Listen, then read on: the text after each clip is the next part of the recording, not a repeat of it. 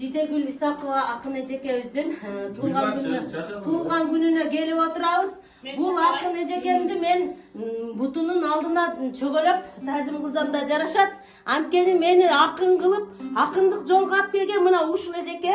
Эжеке сизге тазим кылам.